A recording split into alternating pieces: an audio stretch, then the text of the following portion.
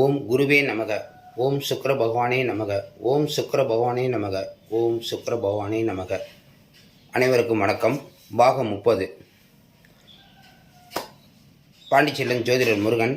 சஸ்தாஸ்திரத்தை பற்றி நம்ம இது வரைக்கும் 5 வீடியோ போட்டிருக்கோம். இது 6வது வீடியோ. 6வது வீடியோன்னா கன்னிராசி அப்படின்னு எடுத்துக்கலாம். கன்னிராசியின் சஸ்தாசகமும் அதில் வேதையின் ரகசியம் என்ன என்பதை பார்ப்பது இந்த வீடியோ. புரிஞ்சுக்கிட்டவங்க தெரிஞ்சுக்கோங்க, தெரியாதவங்க கமெண்ட்டில் சொல்லுங்கள். நான் இன்னும் விளக்கமாக சொல்கிறதுக்கு முயற்சி பண்ணுறேன். நீங்கள் எவ்வளோக்கு எவ்வளவு உங்களுக்கு தெளிவுபடுத்த முடியுமோ அந்தளவுக்கு தெளிவுபடுத்துகிறேன்.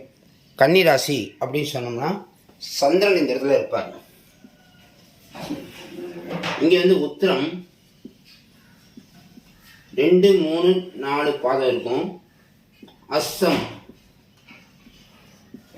1, 2, 3, 4 பாதம். சித்திரை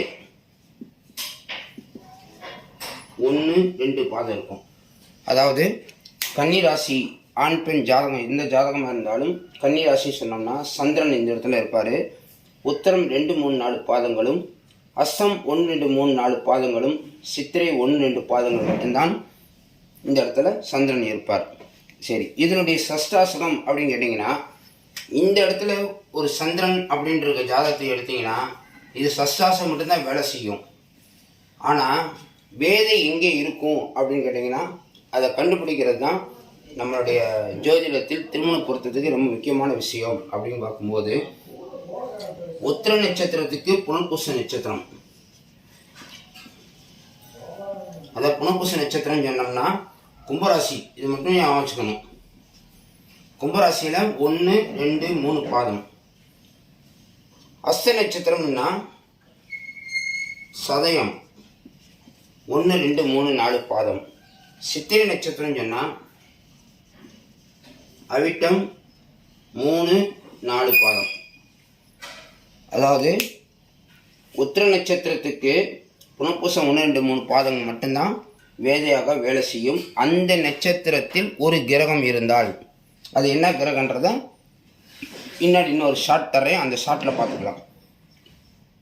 உத்திர நட்சத்திரம் ஒரு ஜாதகம் எடுக்கிறீங்கன்னா புனர்பூசம் 1, 2, 3 பாதத்தை தவிர மற்ற 2 நட்சத்திரங்களை தாராளமாக சேர்க்கலாம். அஸ்த நட்சத்திரம் நீங்கள் எடுக்கிறீங்கன்னா சதய நட்சத்திரத்தை தவிர்த்து புனர்பூசம் அவிட்டம் 2 நட்சத்திரம் சேர்க்கலாம்.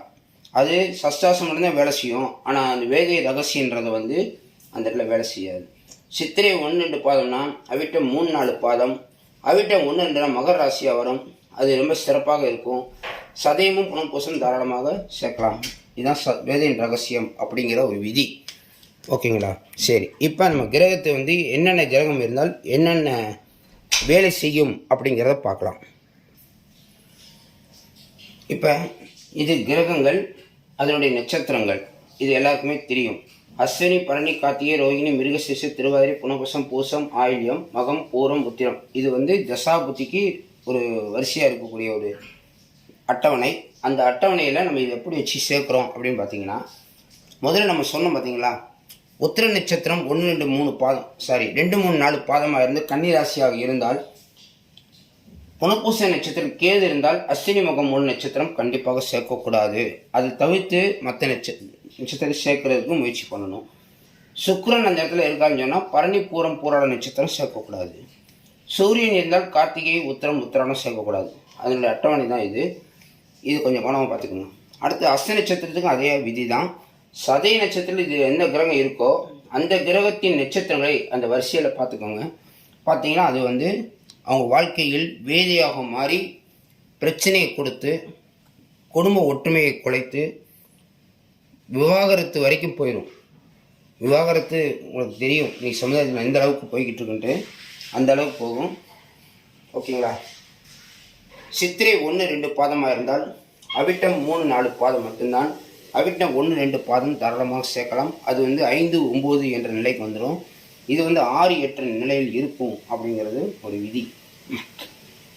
ஓகேங்களா? அது புரிஞ்சிடுச்சிங்களா? கேது இருந்தால், அதாவது உத்திர நட்சத்திரத்துக்கு புனர்பூச நட்சத்திரத்தில் கேது இருந்தால் அஸ்வினி, மகம் 3 சேர்க்கக்கூடாது. சுக்கிரன் இருந்தால் பரணி, பூரம், பூரணம் சேர்க்கக்கூடாது. சூரியன் இருந்தால் கார்த்திகை, உத்திரம், உத்திராடம் சேர்க்கக்கூடாது. சந்திரன் இருந்தால் ரோகிணி அஸ்தம் திருவோணம் சேர்க்கக்கூடாது. செவ்வாய் இருந்தால் மிருகசீரிஷம் சித்திரை அவிட்டம் சேர்க்கக்கூடாது. ராகு இருந்தால் திருவாதிரை சுவாதி சதயம் சேர்க்கக்கூடாது. குரு இருந்தால் புனப்பூசம் விசாகம் பூரட்டாதி சேர்க்கக்கூடாது.